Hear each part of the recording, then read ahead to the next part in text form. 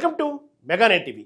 ఆధునిక యుద్ధ తంత్రంలో క్షిపణుల పాత్ర ఎంత కీలకమో మనందరికీ తెలిసిందే. ఒక దేశం ఎంత శక్తివంతమైనదో నిర్ణయించేది మాత్రం ఆ దేశం వద్ద ఉన్న క్షిపణి వ్యవస్థలే. అయితే అత్యవసర యుద్ధ సమయాల్లో మనకు కావలసిన ఆయుధాల కోసం విదేశాల వైపు చూడాల్సిన దుస్థితి రాకుండా ఉండేందుకు భారత ప్రభుత్వం ఒక సంచలన నిర్ణయం తీసుకుంది. కేంద్ర రక్షణ మంత్రి రాజ్నాథ్ సింగ్ భారత రక్షణ రంగాన్ని సమూలంగా మార్చేసే ఒక అతిపెద్ద ప్రతిపాదనకు తాజాగా ఆమోద ముద్ర పడింది. దేశ ప్రతిష్టాత్మక రక్షణ పరిశోధన అభివృద్ధి సంస్థ అయిన DRDO వద్ద ఉన్న అత్యంత రహస్యమైన అధునాతన క్షిపణి సాంకేతిక పరిజ్ఞానాన్ని ఇకపై దేశీయ ప్రైవేటు పరిశ్రమలకు కూడా బదిలీ చేయాలని కేంద్ర సంచలన నిర్ణయం తీసుకుంది. అసలు ఈ టెక్నాలజీ బదిలీ వల్ల మన దేశానికి జరిగే లాభం ఏంటో తెలుసుకుందాం.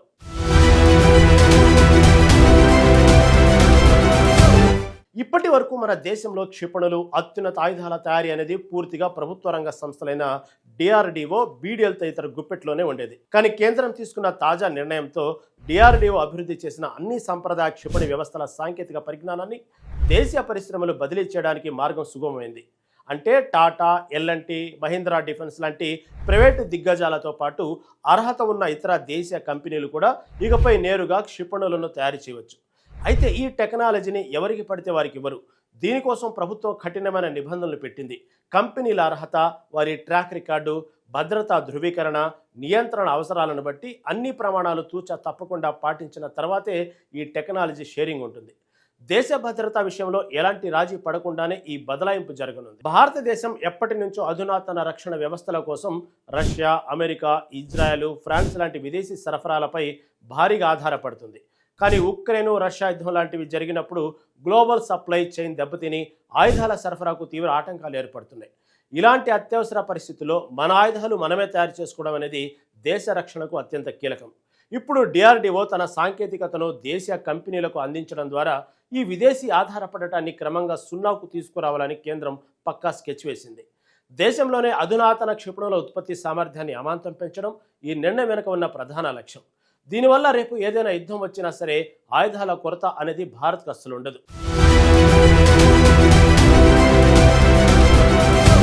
కేంద్రం తీసుకున్న ఈ నిర్ణయం కేవలం సైనిక బలాన్ని పెంచడమే కాకుండా దేశ ఆర్థిక వ్యవస్థ కూడా భారీ బూస్ట్ ఇవ్వబోతుంది.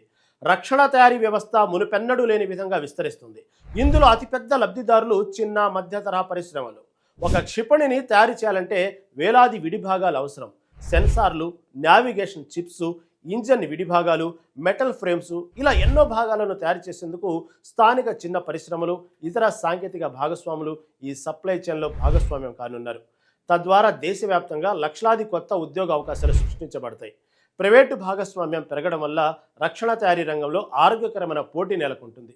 దీనివల్ల తక్కువ ఖర్చుతోనే సరికొత్త సాంకేతిక ఆవిష్కరణలు సాధ్యమవుతాయి. విదేశాల నుంచి మనం ఆయుధాలు కొన్నప్పుడు ప్రతి ఏడాది లక్షల కోట్ల రూపాయల విదేశీ మారక ద్రవ్యం ఖర్చు అవుతుంది.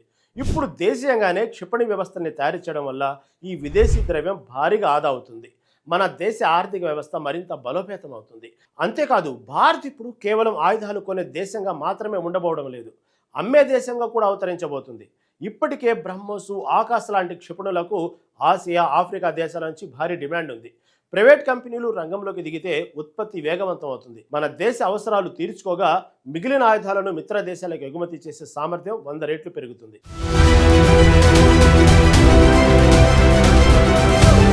రాబోయే 10 ఏళ్లలో ప్రపంచ రక్షణ ఎగుమతుల్లో భారత్ టాప్ 5లో నిలవడం ఖాయంగా కనిపిస్తుంది. మొత్తం మీద చూసుకుంటే DRDO సాంకేతికతను ప్రైవేట్ రంగానికి బదిలీ చేయడం అనేది భారత రక్షణ చరిత్రలో ఒక సువర్ణాక్షరాలతో లిఖించదగ్గ నిర్ణయం. ఇది చైనా, పాకిస్తాన్ లాంటి శత్రు దేశాలకు ఒక స్పష్టమైన హెచ్చరిక. భారత్ ఇక ఎవరిపైన ఆధారపడదు, తన ఆయుధాలను తానే తయారు చేసుకుంటుంది.